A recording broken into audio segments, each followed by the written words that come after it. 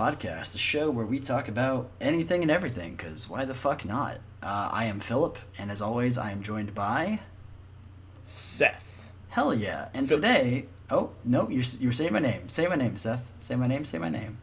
Phillip's cooler friend.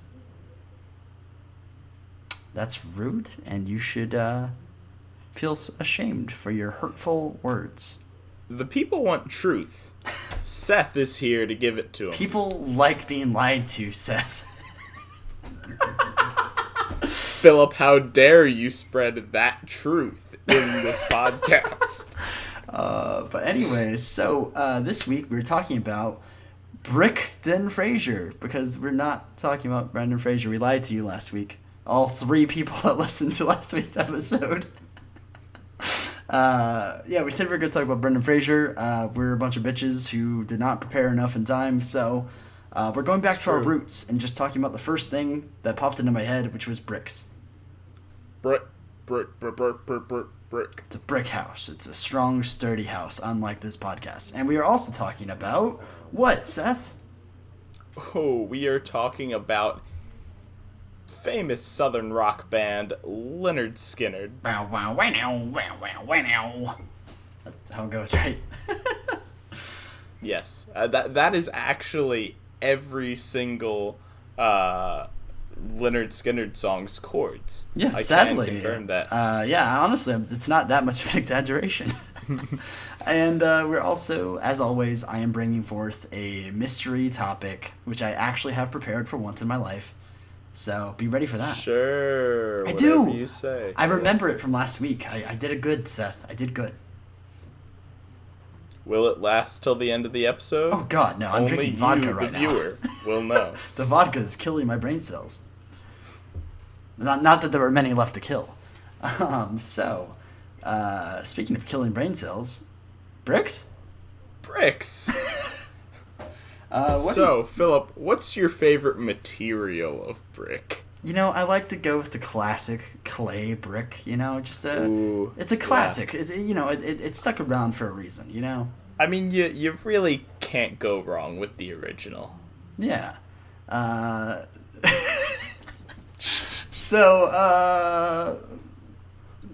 Bricks. Okay. I guess to kind of we need a jump off starter. Of that. Oh God, they're a good murder weapon. You can bash people's brains in with them. Hey, all I'm saying is, anytime the conflict gets hot, you don't have anything else to use. The brick is a reliable weapon. It is. There's a reason. They're everywhere. Like literally any zombie apocalypse game or movie, there are always bricks around. Even if the structure was not made from bricks, there is conveniently a brick there. They just lie around. I mean, in every single residence that I have ever lived in, we've always had a stack of bricks in the backyard. Why? I don't know. What would we use those bricks for? I assume for an impending zombie apocalypse. Yeah, you gotta bash in those zombie brains, man. See, weirdly enough, I actually have a lot of history with bricks in my childhood, and that sounds bad, but... I was definitely expecting that to be... I actually have quite a bit of experience using a brick as a weapon. No, it's used against me. Indeed. Oh no, is this gonna be another one of Phillip's, bad parenting stories? No, it was never a brick. Pots and pans, but not bricks. Oh, good. So...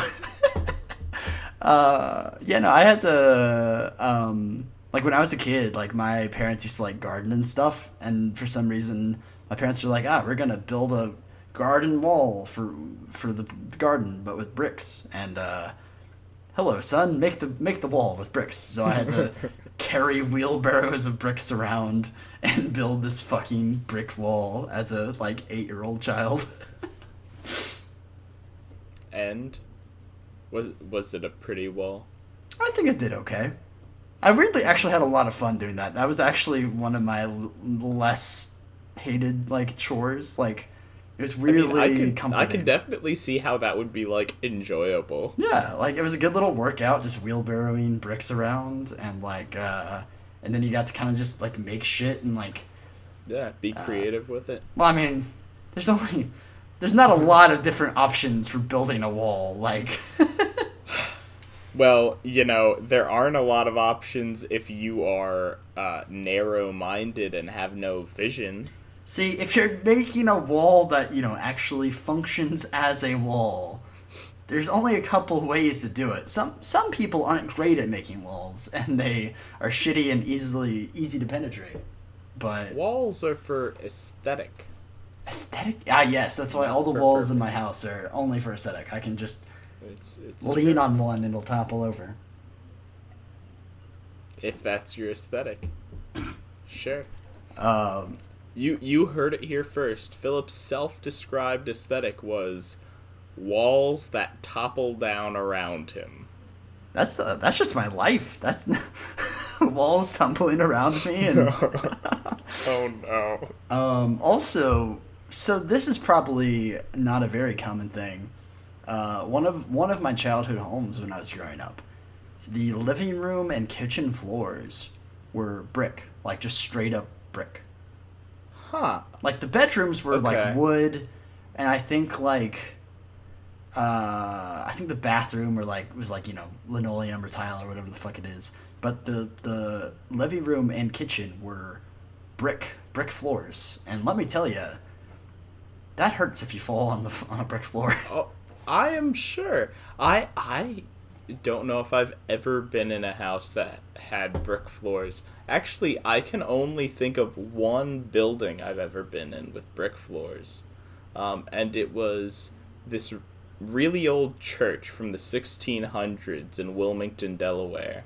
And it's a very neat church, particularly with how old it is. But all the floors are brick, and I remember just always thinking how just sort of strange, but how interesting the way it was all laid out was. It was kind of uneven, kind of, all over the place. But, I mean, there was still just, there was a Rustic I don't charm. know, a charm, a spirit to it that, it wouldn't have had if it was only, like, straight concrete or something. Well, I know one thing that really sucked about it, because like honestly, as like just a floor, like just make sure you don't fall head first onto it. Like it's Yeah. and also they get very cold with bare feet. You have to have socks on. Oh, I'm sure. But the thing that really got me was that we had not a fireplace, but do you know those little like gas log kind of furnaces kind of things? Yeah. We had one of those in the living room as like kind of a heating thing for the winter, and it was on a raised brick like platform. Like it was just another layer of bricks on top of the other bricks, and Okay. the issue with that is that like it was right next to one of the doorways, and let me tell you, catching one of your toes on that brick. Ooh. The only bone I've ever broken. Like I actually broke a toe on that brick. Oh, God. Not fun. Yeah.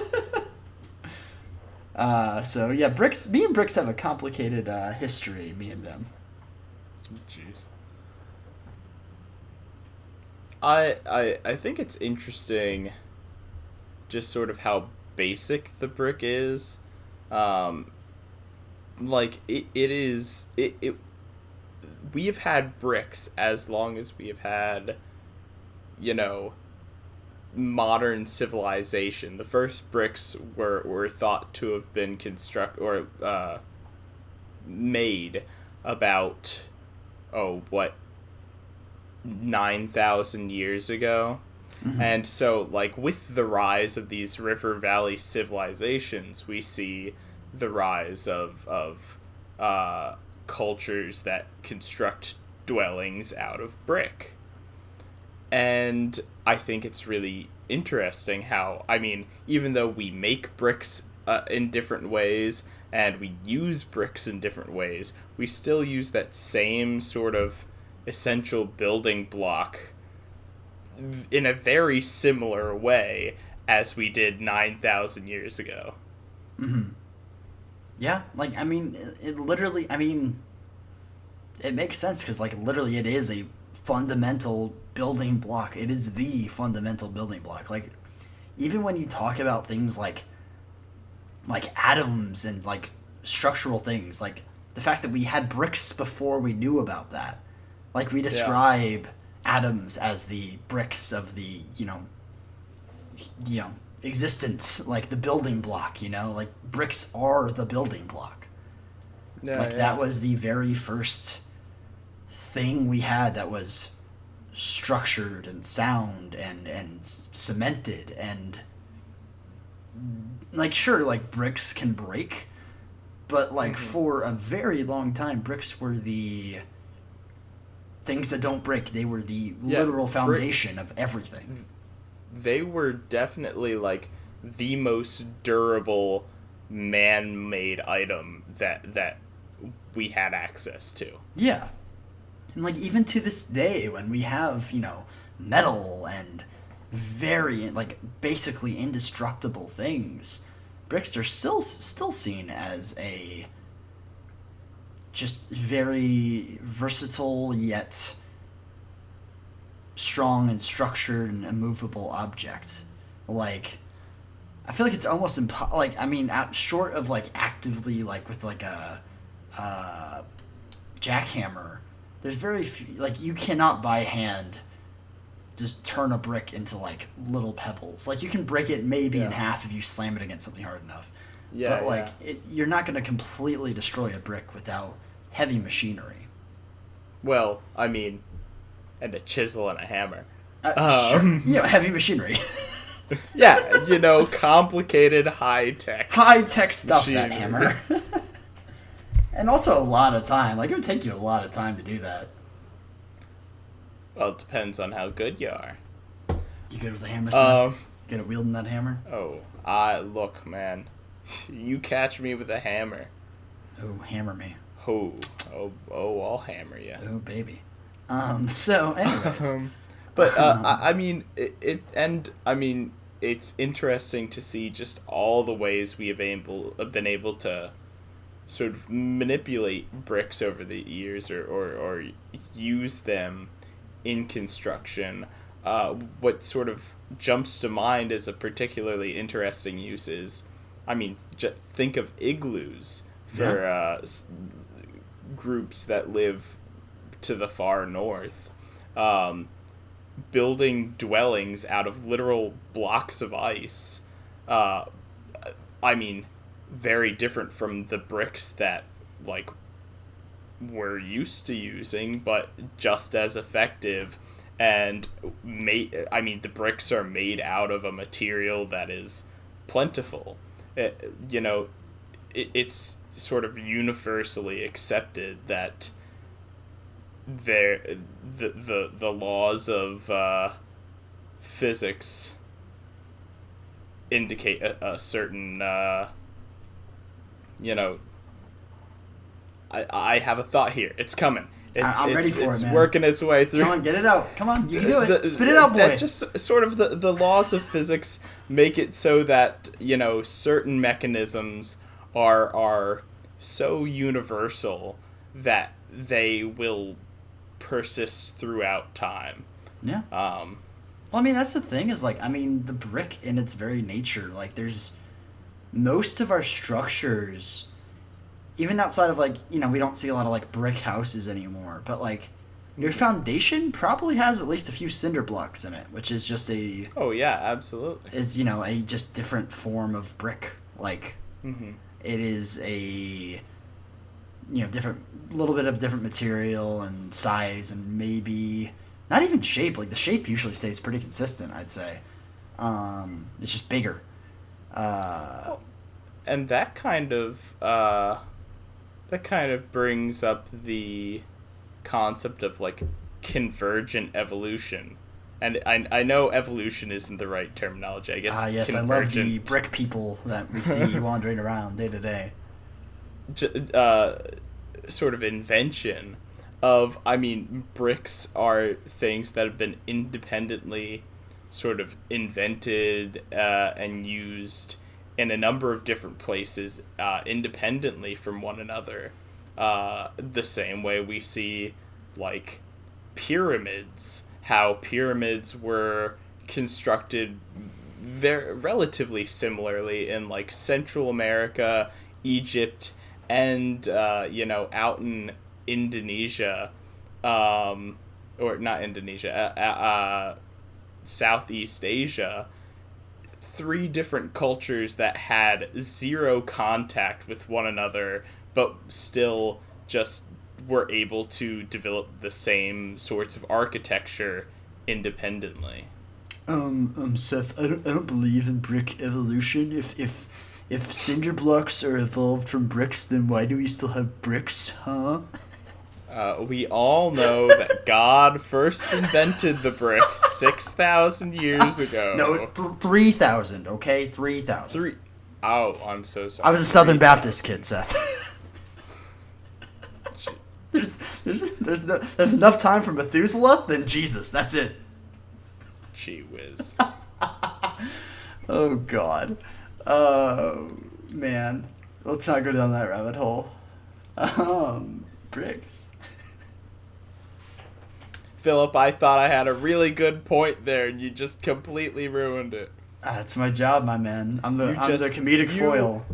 You took your metaphorical brick and threw it through my metaphorical window of an idea. Yeah, and I loved every shattered second of that. Haha, I kind of followed the metaphor. Sad. Always. Let's see. What else we got? What? I don't want to dive... Oh, go ahead. We've talked about bricks of ice already, but I want to talk about bricks of ice, if you know what I mean. Ice cubes? Yes. Are you actually just want to talk about ice cubes? No, I was gonna... It was a reference to cocaine. Bricks of cocaine, yeah. Yeah. I mean, if anything, that shows you how versatile the brick is. That, like, that's like the default way to do drugs is just to put them in a little brick, you know? It's versatile. I don't drug. Sure, but, like, Seth, sure. We know your secret. But, like, Seth, we're both white writers. We probably... we probably did a brick of cocaine before the making of this podcast. That would It's explain called the a creative lot. process, kids. That's how you make it in Hollywood. I'm sorry, anybody who's listening to this and thinking we're actually doing drugs, wouldn't we be making a better podcast right now? Yeah, Kurt Cobain was on drugs and he made 2 good songs. Ha, get ready. Hey, okay. Look, let's not have any spoilers for the next topic yet, Philip. Oh, man. Drugs. What do we have drugs on the list? We need to talk about drugs. I'm sure. I know we have the war on drugs. Well, yeah, we have the war on drugs, and we have the prison industrial complex. Well, we'll touch on it, I'm sure. We'll get there. I don't want to dive too much into this because I know it's an actual topic on the list, and I actually do want to delve into it in more detail. But, like, bricks are even in play in our childhoods. Not my fucked up childhood, but childhoods in general, of, like, Lego bricks. Oh, yeah. Like, even that is, like, from a very young age, we're taught how to build with bricks and making structures, and even in a toy format, bricks are literally the fundamental building block. I mean, that is kind of something interesting is, I mean, architecture is yet another one of those things that sets humans apart from other life forms. Because, I mean, like, birds make their own nests, and lots of different animals construct, you know, relatively complex structures for shelter. But humans, you know, since the dawn of, you know, civilized society, just construction is one of those things like writing and language that just and use of tools that really sets us apart. We Yeah. build these elaborate structures, and you know, it's universal. Almost every culture on earth has it, and we are brought up from a young age to at least know the basics of construction. Yeah. Um, I mean, that is the thing, is like literally, as you said, like we do that, and the only other creatures that even remotely do it to the degree we do is like birds with nests, and like I would say beavers and dams.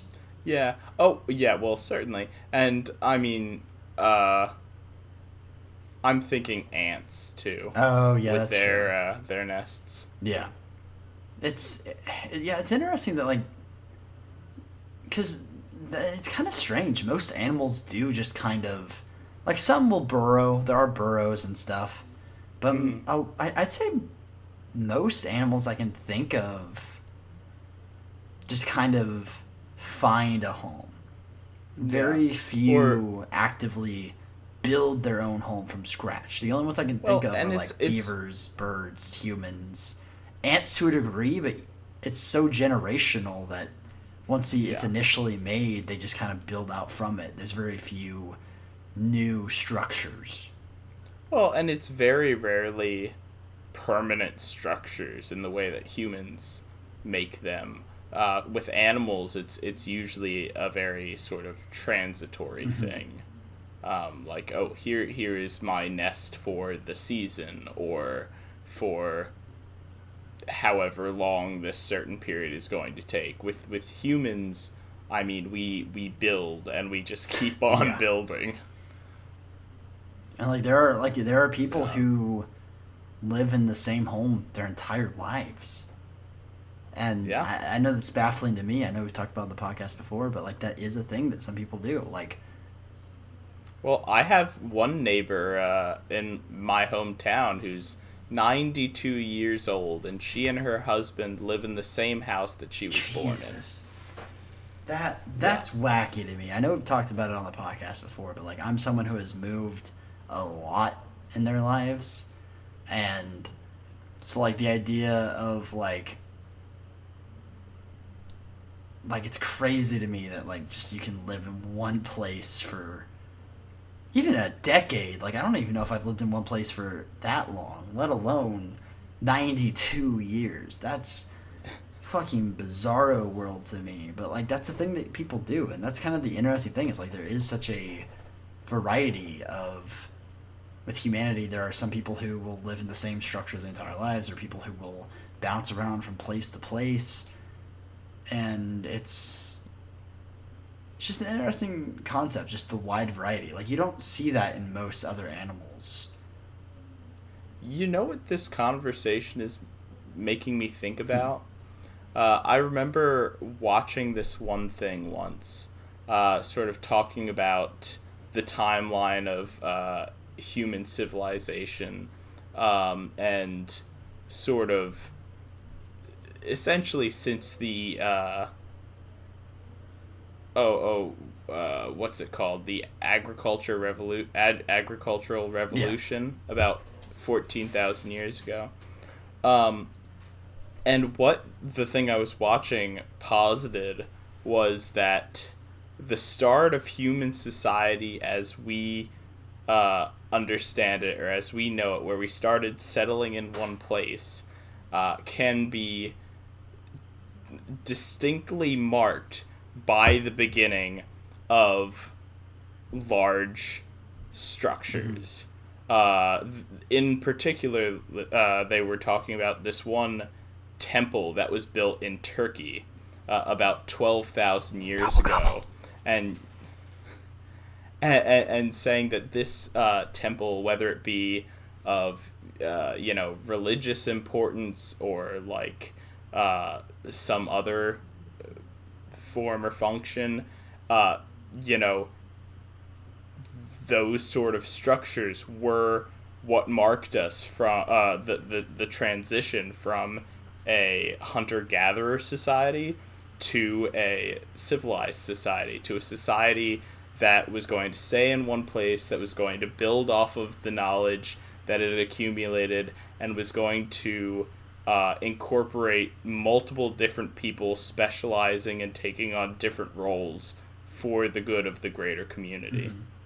And so in that way, I think it adds a whole nother lens to the brick as the essential building block for modern society. Yeah. I mean, I think you're 100% right. Like, literally, I feel like a lot of people attribute, like, human ingenuity to, like, the wheel. And obviously that is a very... It gave us mobility. And that is a very huge thing. But I think, honestly, we can trace it back even further than that. Like, sure, the wheel gave us mobility, but the brick gave us the ability to stay in one place. And in a way that's almost more impactful. It gave us the ability to weather multiple seasons in one place. Yeah, because that's the thing, is before the brick and structure, humans were nomads, gatherers. They had to go from place to place, cave to cave, find homes like most other animals.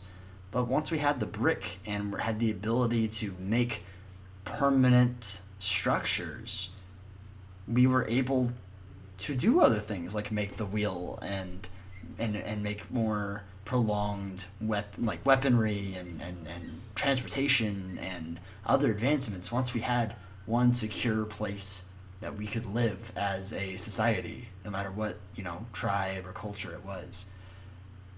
So honestly, I think the brick is a more important scientific achievement than the wheel in a way. Oh, I would absolutely agree.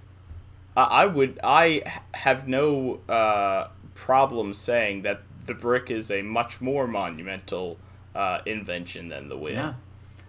Hey, a wheel ain't shit without a horse. So yeah, and that's the thing, is the wheel is kind of dependent on something else, whether it be a horse, a unicycle rider, a downhill slope.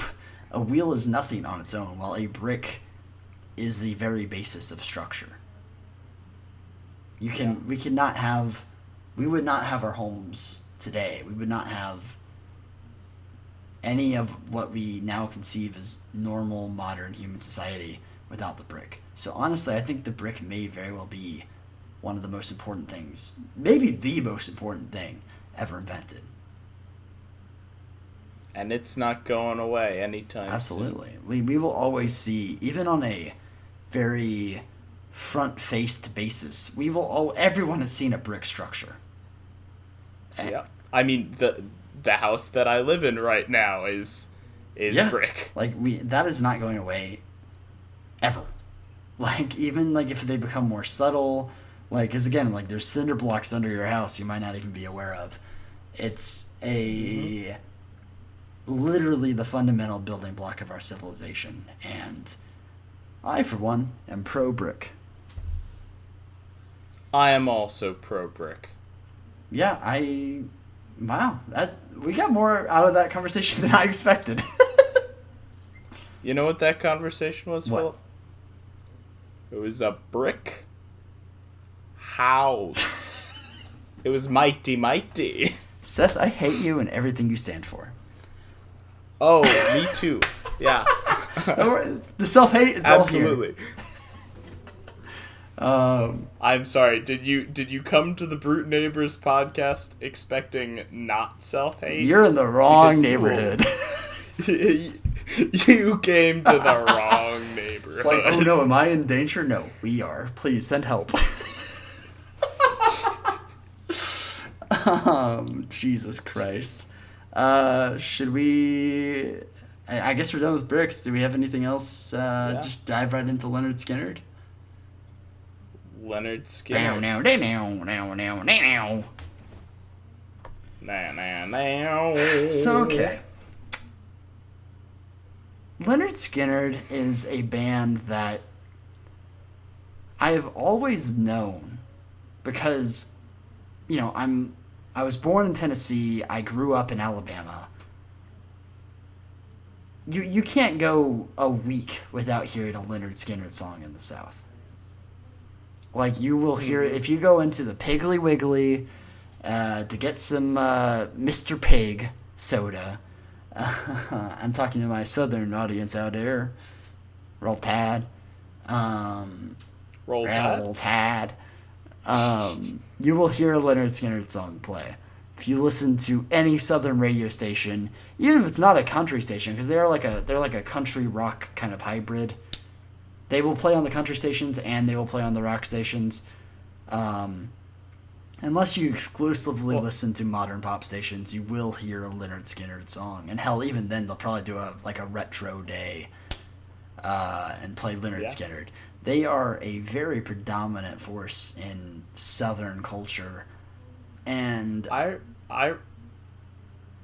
remember my very first football game day at the University of Alabama, my freshman year. I distinctly remember hearing four different Lynyrd Skynyrd songs just walking around the quad and walking around to different tents. And I feel very confident wagering that I have heard at least an average of 2 Lynyrd Skynyrd songs every single time I go to a game day.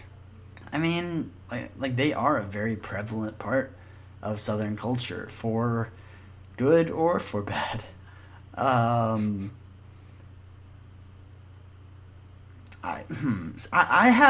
don't know how I feel about Lynyrd Skynyrd, honestly, because like they have, as musicians, I think they have good songs, and I have nothing really against the band personally. And this isn't at a fault to the band, but unfortunately, I have definitely noticed it through my life that a lot of not so great people have kind of attached themselves to Lynyrd Skynyrd. Like, I was talking about this with some friends recently. Like, I straight up asked them, because I knew we were talking about Lynyrd Skynyrd this week, and I was like, am I mistaken in that, like, I kind of associate Lynyrd Skynyrd with a lot of, like, good old boy, heritage not hate, Confederate flag out the back of the pickup truck that's covered in mud kind of people, and they're like, and most of the people I talked to were not from the South, but some of them were. It was a mixed bag, and they were like, yeah, no, I can see that. And then the people from the South were like, yeah, no, I've seen that. Well, no, I am very familiar with a subset of Northern culture that likes to drive pickup trucks, likes to go hunting, likes to wave the Confederate flag, even though they have zero connection to the South whatsoever. And it's that kind of... There's a certain community in the North that has this sort of stereotype of what the South is, and sees that as, like, enviable and tries to copy off of that. Which is so weird to me, because I actually live in the South. Why the fuck would you want to be us? Yeah. Well, and again, all due respect to the South, because I loved living down there. But again, born in Tennessee, lived in Alabama. Fuck the South.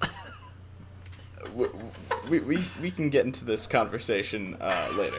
But no, there are people who have this stereotype of an idea of what the South is, and so they see it, if they take on this mock Southern culture, they can release all sorts of ugliness on their inside because they perceive the South as a haven for ugliness, even though this ugliness is present in the South, is obviously horribly inaccurate and a very narrow view of what the South actually is. But what I'm getting to is that sort of people is also the people I know who will listen to Lynard Skynard 24/7, and will wear Lynard Skynard shirts to school as an excuse to be able to wear the Confederate flag on their Lynard Skynard shirt to school. And so it definitely leaves a poor impression of the band because of that association. And it is a shame, and I recognize that I have also fought against that bias against them. Apparently they actually came out relatively recently against the Confederate flag, of saying like, hey, like, yes, we, it does represent a lot of our stuff, like the Southern culture, but like we didn't realize how harmful it was, and like, yeah, we're not trying to do any of the harmful implications, like genuinely we're not. And they got a lot of backlash for that, obviously. But they actually relatively recently tried to distance themselves from the Confederate flag, because I think they realized they had become a part of that negative culture. And that's the thing is, the South, and again, like I am self guilty of it. Literally a minute ago, I was like, yeah, fuck the South. But here's the thing, the South is one of the, if not the most diverse places in the United States. And I think, honestly, it's part of why we do see so much racism and hate against minorities here, is because a lot of the shitty white people actually have to, meet minorities down here. So that's why you see more prevalent active racism. While, like, I have met a lot of racist northern people, but they don't even have an inkling that they are racist, because genuinely, like, from their mouths, they have said they have never met a black person until they moved to the South. And it's like, A, how, and B, like, can you recognize, like, that you've probably seen and heard biases and you're just not aware of them? Like, you probably are racist. Please be aware of that. And they're like, no, how could I be... They're literally like, how could I be racist? I've never met a black person. It's like, that's not how that works. Yikes. Well, that's always been something that I found funny about, especially when Europeans like to dig on the, the U.S. is racist stick, because, it's very easy to say, the United States is racist, when it's an extremely diverse country of a number of different groups who have not had great relationships with each other and are still all together, versus a bunch of countries where maybe you saw a black person once. That is the thing, is like the fact that, unfortunate fact of the matter is, a lot of people are racist and bigoted, and they just either, I feel like most racists don't realize they're racists, A, and B, they have never had to confront, like, their own inner demons, because they've never actually had to meet people outside of their own little bubble. They've never had to meet anyone outside of their own culture. Well, they are very sheltered. And sort of more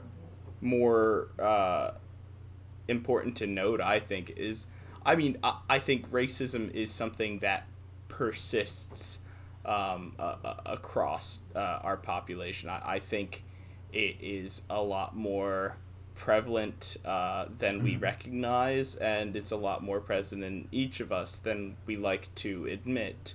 But what really sort of takes root is that there is a large amount of people that sort of embrace this culture of racism, where like, even without really realizing it, they take on this sort of mindset that promotes white supremacy.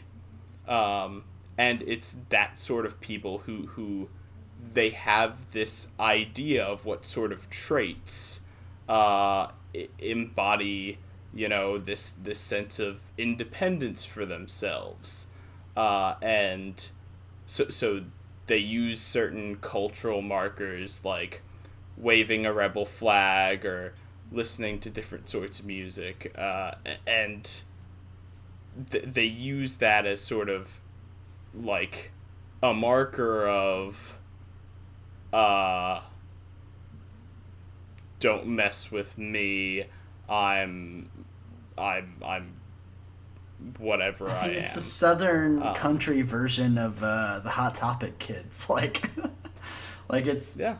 No, yeah, that's a very good way of putting it. And I really want to be very hesitant. I know we've just talked about for 10 minutes the connection between Lynard Skynard and racism, which I is very unfair to Lynard Skynard because we are absolutely not talking about Lynard Skynard here, nor are we saying that people who listen to Lynard Skynard are racist, because I listen to Lynard's... Well, I mean, I'm not saying that... Put down the shovel, Seth. Put down the shovel. I mean... oh, God. Okay, this is... Basically, what we're saying is... This is going downhill. We are recognizing that there is an unfortunate connection between Lynard Skynard and a lot of problematic beliefs and biases, but Lynard Skynard in and of themselves, to our knowledge, are not racist, or at least like trying to promote any kind of bigoted mindsets or anything like that. It's just a lot of people have, unfortunately, who do have those problematic mindsets, have clinged on to them, unfortunately. Well, and I should comment that, I mean, our commentary here, associating Lynard Skynard with racism, is in and of itself a stereotype that we have thrust upon them.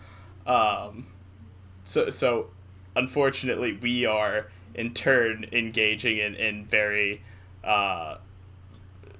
very similar problematic sort of associations. Well, I will say, at least, and yes, I am defending ourselves a little bit, because you are correct, we are doing that, but at least we are recognizing that and trying to find the middle, wherever that may be. No, Philip, I think we suck. I mean, I think that too, Seth, but we can suck and have a point. But anyway, Lynard Skynard. Yeah, I think it's... I was doing a good amount of reading up on Lynard Skynard in preparation of this episode, because I realized I didn't know too much about it. And I knew that the lead singer, Ronnie Van Zant, died in a plane crash a long time ago. And I was... kind of surprised to learn that, first of all, the entire band was on the plane crash, and it was the two most famous members of the band that died. I didn't know that. Wow. And I can just imagine what kind of a tragedy that must have been. And I mean, obviously, Lynard Skynard is still going strong today. I think they're either in the middle of or about to start their farewell tour. But obviously, it lost something with the loss of Ronnie Van Zant and the other members who were affected by the plane crash. And, it kind of brings up this idea of, you know, what constitutes the band? Is it that original lineup? Is it sort of a spirit of the band? Is it sort of the Well, impact that the music has left along the way? that's always a rough thing, especially when the lead singer of a band dies, because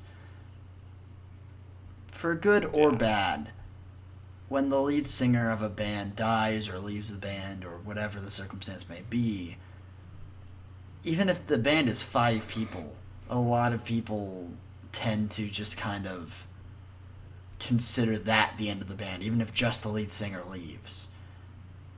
Like they are the face of the band in a lot of Yeah. ways, for good or bad.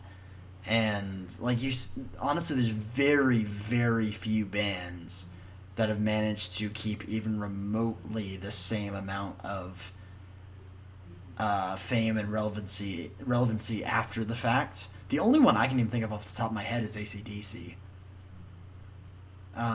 who I think that like relatively early they lost their lead singer, but after they'd become famous, and they continued to make a lot of big hits after the fact. Um, but like it's very rare that once a lead singer either dies or leaves, that a band can keep the same name and stay that band, at least to the public perception. Well, and there was a hiatus period where they were not performing. Um, I think what happened when they restarted was there were just a couple of members of the band who would get together for reunions and stuff, and just ended up deciding to try and pull it together. And I think there was actually some controversy because they promised the widows of the members that died that they would not use the name Lynard Skynard for monetary Mm-hmm. gain after the members of the band died. Um, but ended up going back on that, and so had to sort of set down a number of terms of like, okay, we can only remain marketing ourselves as Lynyrd Skynyrd if, we have a certain number of the original members of the band still in there, if, we are able to perform in certain ways, if we give a certain amount of royalties to the families of those dead members.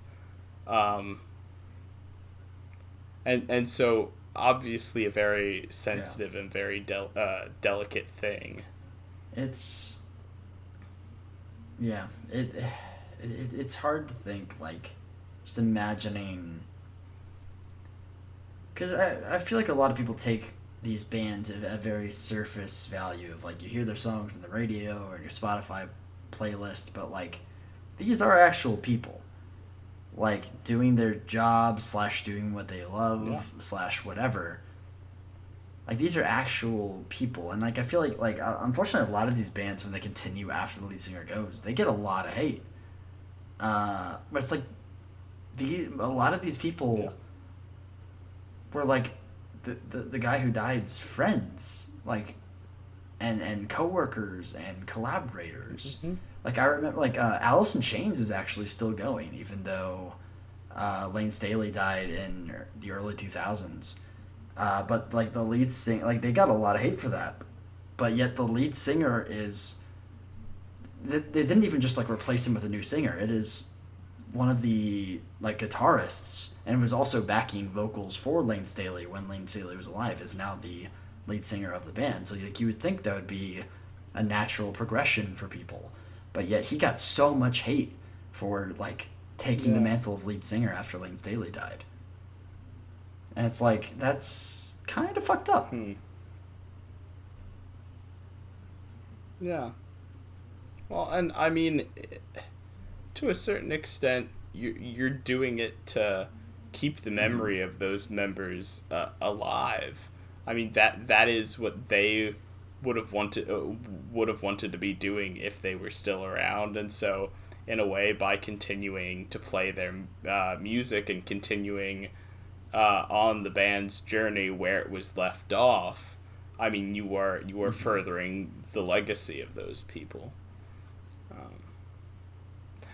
I reading up on it really got me thinking about just how many musicians have been lost in plane crashes. And at very young ages, because I want to say Ronnie Van Zant was like... Is he in the 27 Club? 27, 29. Is he in the 27 Club? Say that again? Oh, do you not know about the 27 Club?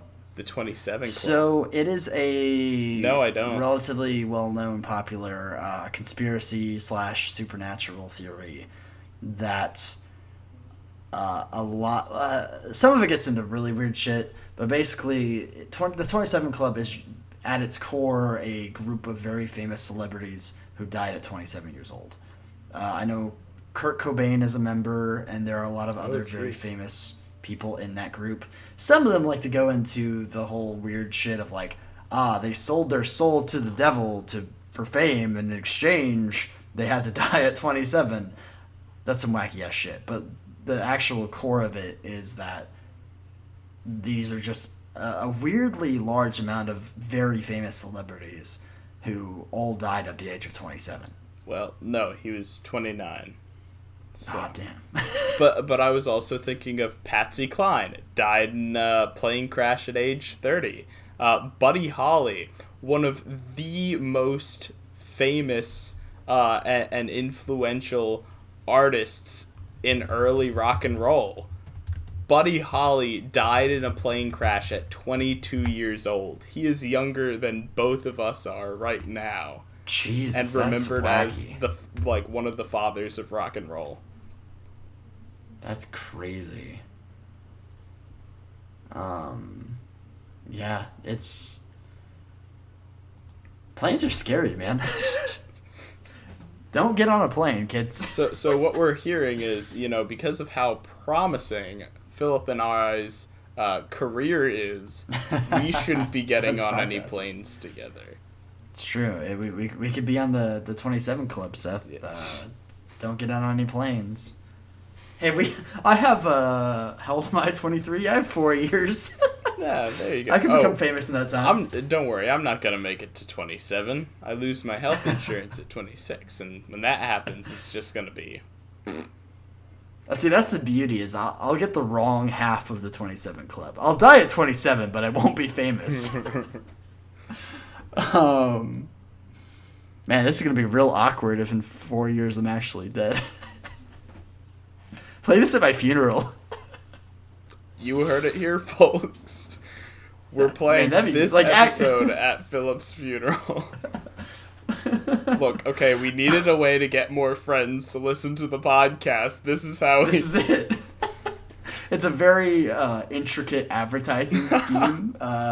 Turns out you'll have to find another co-host, but it'll really get people on board. Well, that's why we make most of the content, beforehand. We've got 4 more years to generate at least 200 episodes worth of content. Yeah, and see, and then we'll I'll die and really bring in interest, and then there'll be that huge backlog of content. Yeah. And then you'll have a new co-host to make the new era, and then you'll have a bunch of hippie people be like, man, I miss the old days when it was Phillip and Seth, it's just not the same with Seth and Fredrickson. Fredrickson. I'm probably gonna need a female co-host. We can't just keep straight white men forever. Fredrickson could be gay, Seth. Don't be homophobic. I'm so sorry, Fredrickson. You should be. Fredrickson doesn't want to be your co-host anymore. You're gonna have to really convince him now. God, are we on the 3rd co-host already?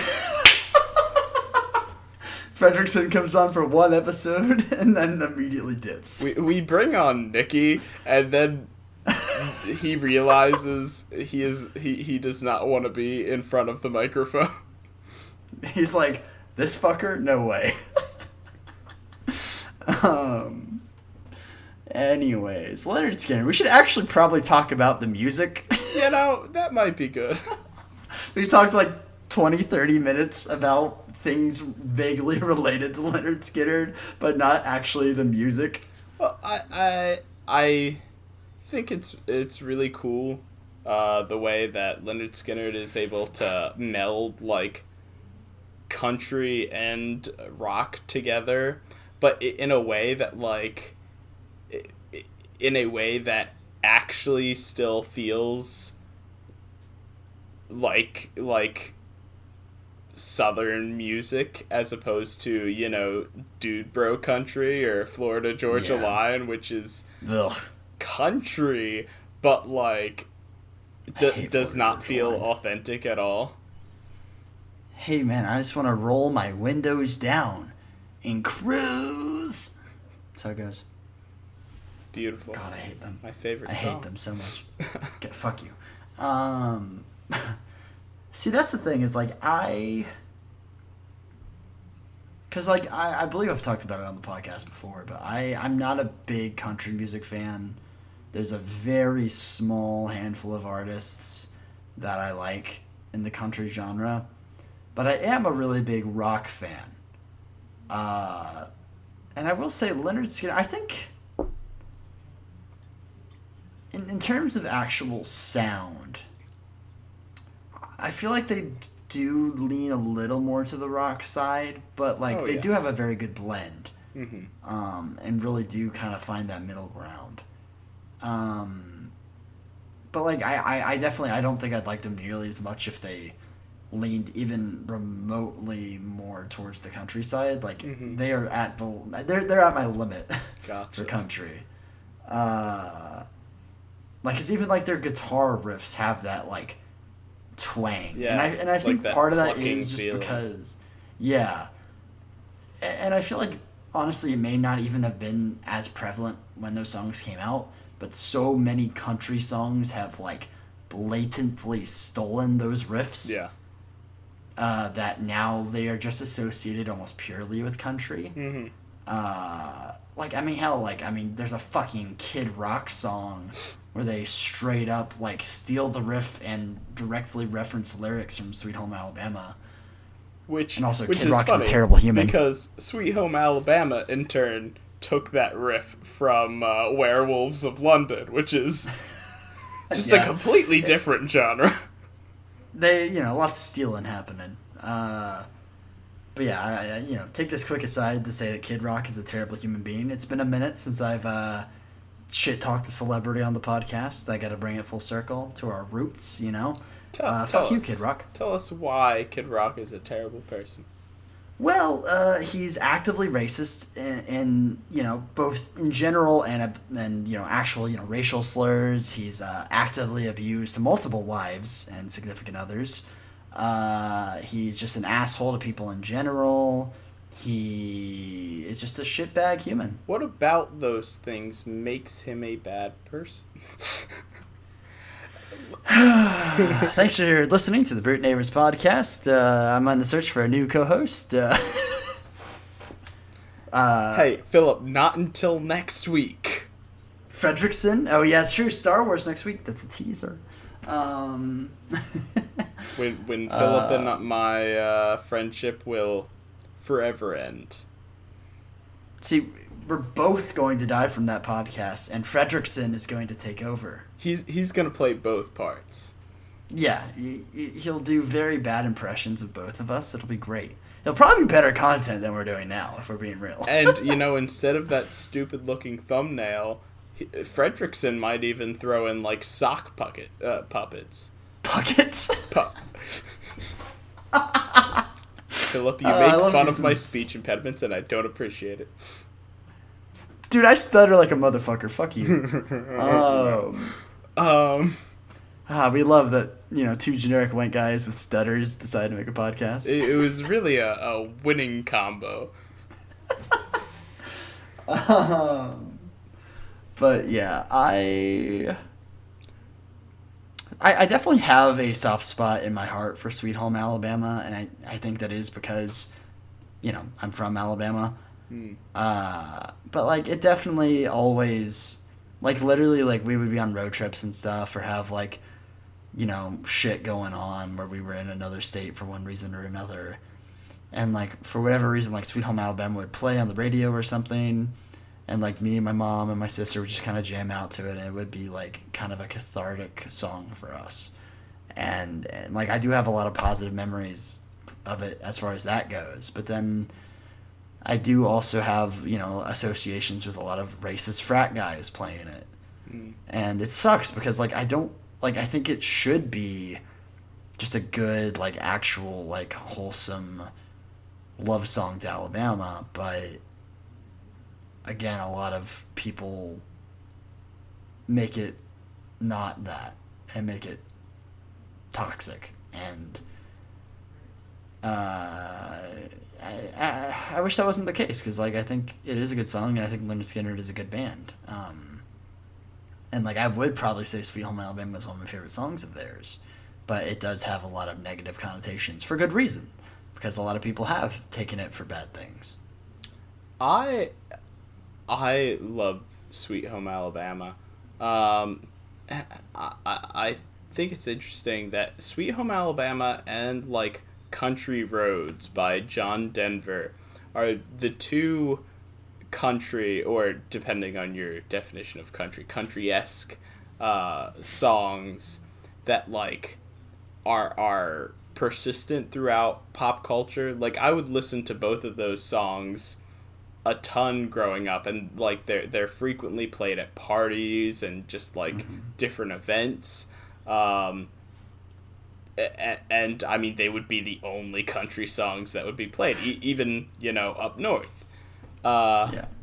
I mean, heck, I've gone overseas and I've heard people playing those songs. Huh. So I think it's interesting because it kind of presents uh, this sort of image and like sort of this impression of Alabama that people otherwise wouldn't get. And I mean, it is a very stereotypical portrayal of Alabama. I mean, it's not written by anyone from Alabama. Uh, but it's also a relatively positive portrayal of Alabama. Like Sure. it focuses on like a lot of the bright parts of living in a place like that. When unfortunately it feels like in our popular culture, all you see are the negative things, and so it sort of romanticizes it. Yeah. Um, And I think yeah. there is a good thing to that because the people do shit on the South a lot, and the South does do a lot of really bad shit.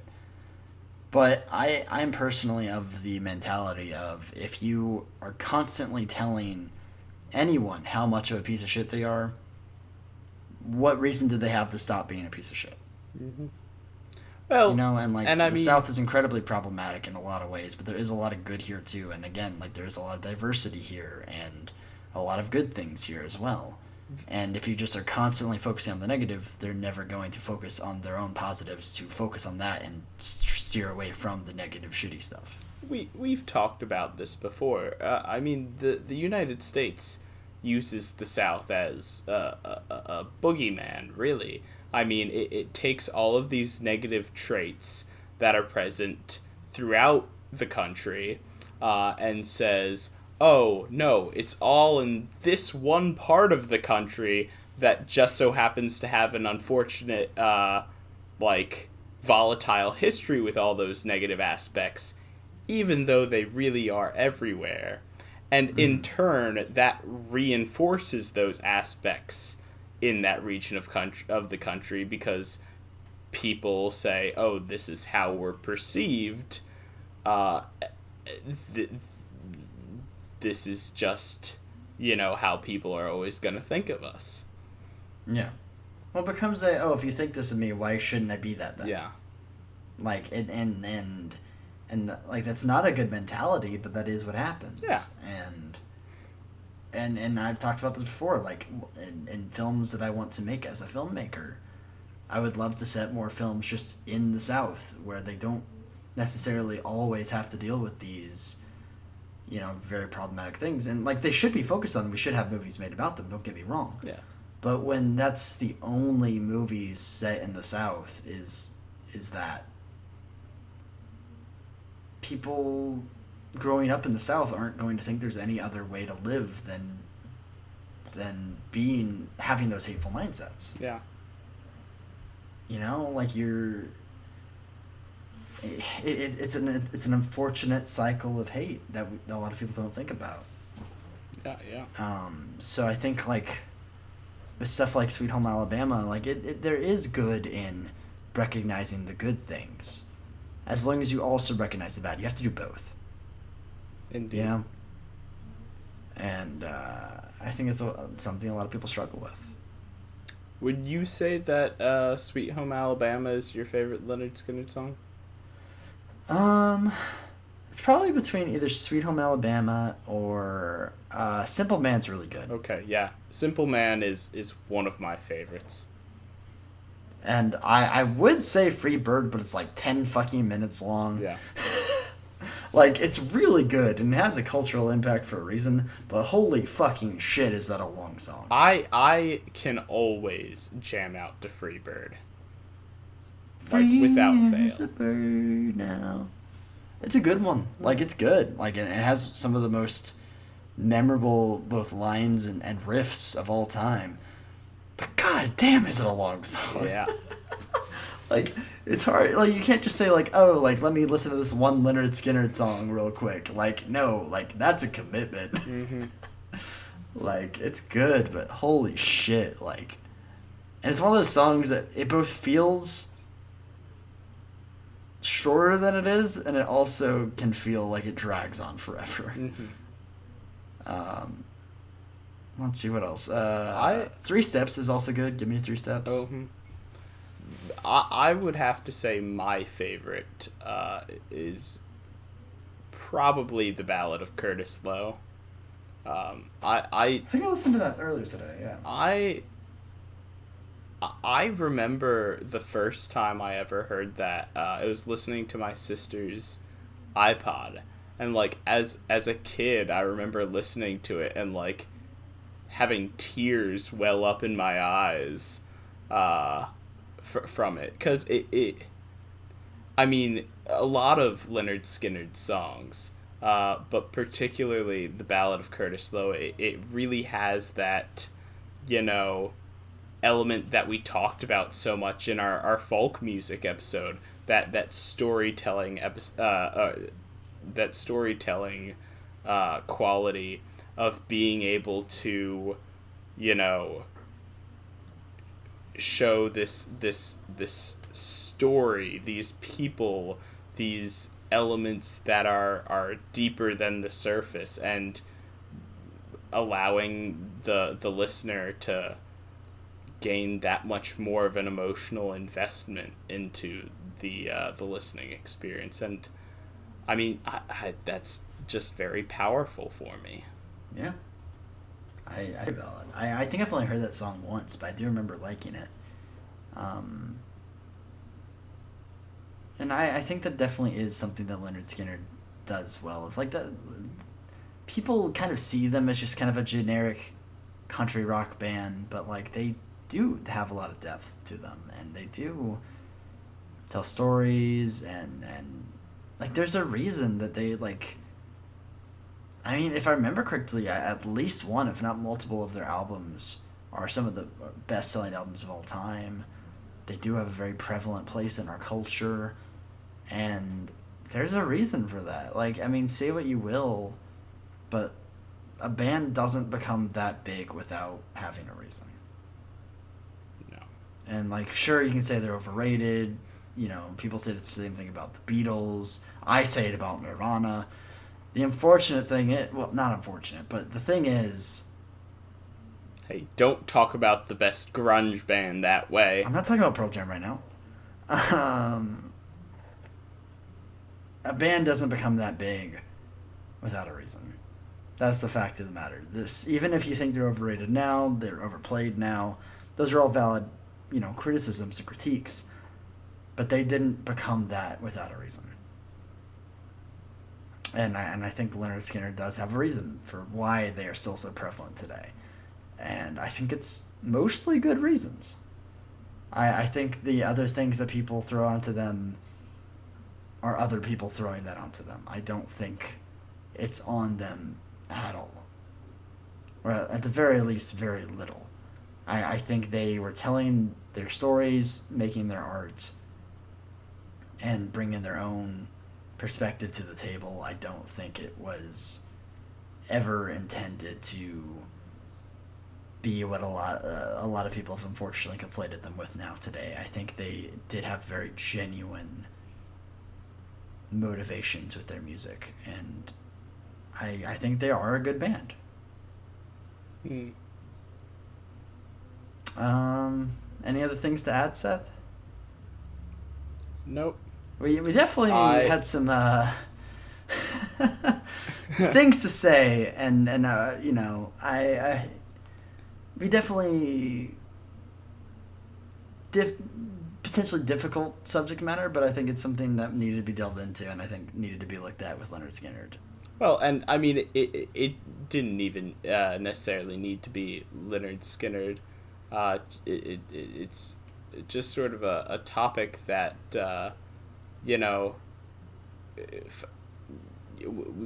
we carry with us. It's these sort of things in our culture are, very pervasive, and I mean, it seems like we come across these things in a number of different topics because of it.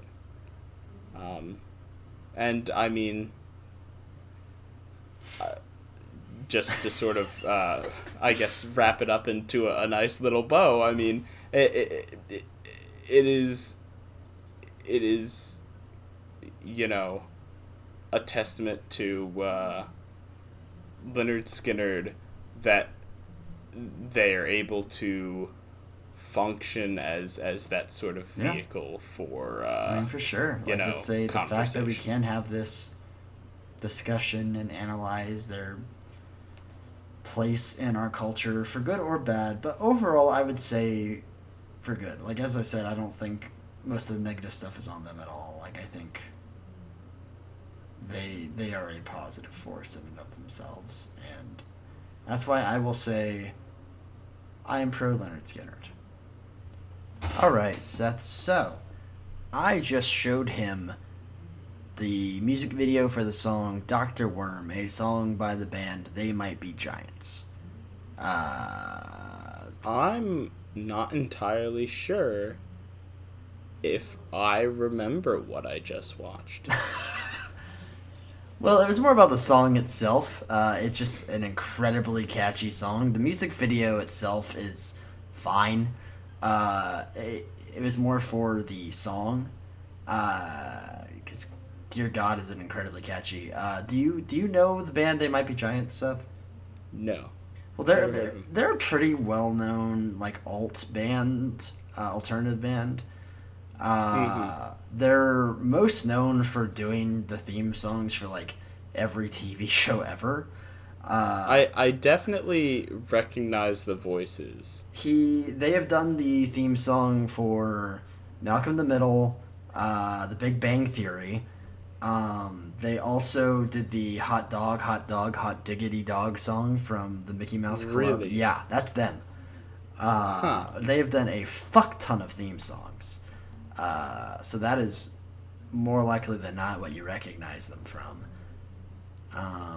Wait a second, I'm looking it up. They have done a ton of theme songs. They also have a song called Particle Man, Pencil Rain, lots of just weird, wacky songs. I definitely got that as their vibe. Yeah. Yeah, I You can definitely tell there is you know a good bit of anti-humor, and they're really relying on this sort of subversion of your expectations of like, oh, it's a edgy rock song that like is just completely mundane and just describing what's going on. Well, I don't even know if I'd say it's an edgy rock song. Like it has more of a ska vibe than anything with the. I mean I'm speaking just sort of generally. I don't mean like. This ain't Soundgarden, like. Philip, I'm speaking from an outsider's perspective. I'm not going of like, oh, oh man, well, in comparison to, the many different, movements of the rock genre, that's how you sound, Philip. Well, you sound dumb. Have you thought about that? I just like this song. It's just a goofy, like literally it's just so nonsensical. It's like, they call me Dr. Worm. I'm not a real doctor, but I am a real worm. An actual worm. And I like to play the drums. I think I'm didn't getting know good. that worms played the drums before this. I know, it's educational, Seth. It's just such a bizarre, catchy little tune, and it's so just like, there's no purpose, there's no point, there's no like moral. It's just, he's a worm who likes to play the drums, and his stage name is Dr. Worm, and he thinks he's getting good, but he's open to criticism. It's just a fun little goofy little story about this little worm who likes to play the drums. It's fun. Do you know what the band name They Might Be Giants like is from? Maybe. Okay. Oh, you're asking me to tell you. I'm genuinely curious. I don't know. Okay. That's like they're a band that I've always known of. Like my brothers introduced me to it when I was like 4. Like one of the first songs I heard by them was Pencil Rain, and I really loved them. But I never got like super duper deep into them. They're just one of those bands that have always popped in and out of my life. And very recently, a friend of mine showed me this song, Dr. Worm. Just like, you like weird, goofy shit, here you go. And I just fell in love with it, because it's just so incredibly catchy, and it's fun. It's a fun little song, and I enjoy it a lot. And I did notice that the music video, was posted in 2007. So the very early days of YouTube, when, most music videos were not just posted to YouTube. Mm-hmm. Yeah, I don't know exactly when this specific song came out. I don't know if this came out in 2007 and was immediately posted. I'm honestly not sure. But this doesn't really seem like an MTV music video, though. This doesn't seem like something that came out in like MTV era. No. Well, and honestly, until you told me that they were like a legit band, I completely expected these guys to just be, some random shit posters on YouTube. I can honestly see that. Like, it's a legit sound. Like, they sound really good and they sound official. But like, they could also just be very talented YouTube creators. I can honestly see that, but like that's the thing is like I think that's what makes them so special is they started in like the 80s. Really? 80s or early 90s, yeah. Like they've been around since before we were alive. Jeez. And they've always just done very quirky, bizarre, unique things. Like they're into the abstract, but not in some gritty, edgy rock way, but just they just want to make fun little songs, because like why the fuck not? And like I honestly really respect that. And I think that's honestly part of why they always get approached to do theme songs, is they just have a unique sound and a unique style, that really stands out to people, and they're really good at making catchy songs. Like, I saw this music video once, and I had this song stuck in my head for days until I finally just, like, looked it up on Spotify again and listened to it again, because, like, this song just gets stuck in your sense. You are a worm. An actual worm. An actual worm. And I like to play the drums. It's true. It's really a problem. We've been trying to get help for Hey, look, I think I'm getting good, okay? But I can handle criticism. To a degree, constructive criticism. Be nice, Seth. I'll give you some constructive criticism. Ooh, yeah, construct me, daddy. Bricks? Yeah, no, wow, we've really come full circle. That was a very natural segue. I like them a lot. I like They Might Be Giants. I like Dr. Worm. It seemed like you weren't really vibing with them, but I mean, I enjoyed the song. I was pro it. I really can't speak on any more than that. I guess I'm open, but I'm unsure. You know what? I'll take that. I will accept that. I am pro Dr. Worm, pro They Might Be Giants. I think they're a very good, quirky band. If you like quirky, fun things, give them a listen. Like, honestly, Seth, I could see some of their songs being up your alley. That's actually why I don't like Phillip. I don't like quirky, weird things. Oh, well, we're 21 episodes in, Seth, so maybe you do. Maybe you secretly love me. Why would I keep on coming back for this kind of a torture? Yeah, maybe you like it. You're a masochist. You love it. You love the pain. You may be right. Hey, but I can't diagnose be you. Crazy. Look, I can't diagnose you. I'm not a real doctor, but I am an actual worm. All right, Seth. So we did decide that next week we are doing the Star Wars episode. It's happening. It has to happen. How do we want to structure this Star Wars episode? That's what I'm wondering is, should we even do a first topic, or should it just be the Star Wars episode? I think it should just be the Star Wars episode. I think I agree. No random topic too, even. We just go in Star Wars and see what the fuck happens, and we'll see if we can gather any of the bloody pieces after to continue doing the podcast. At the very auspicious 22nd episode. Yes, the grand 22nd episode of the Brute Neighbors podcast. Possibly. In honor of the number of Star Wars movies that will be created once they're finally done with the series. Yes, 22 is going to be the last one, just like it's the last episode of our friendship, Seth. It's true. It's very true. It's really a beautiful parallel. Now we're doing... and obviously we can take a holistic approach to Star Wars and talk about just about everything. But in particular, focusing on the 11 canon films. Yeah. Okay. I would say so. Like, I don't know. I also don't really know how much your knowledge of the extended universe is. I have some vague knowledge of the extended universe. Okay. See, I'm pretty well versed in it, just because, like, when I was a kid, I read a fuck ton of the Star Wars books. I've played a lot of the Star Wars games. I've been watching the Clone Wars recently. I've been watching The Mandalorian as it's been coming out.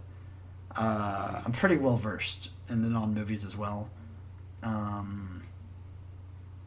So, like, I think we can kind of at least touch on everything. But yeah, I'd say the main focus is the films.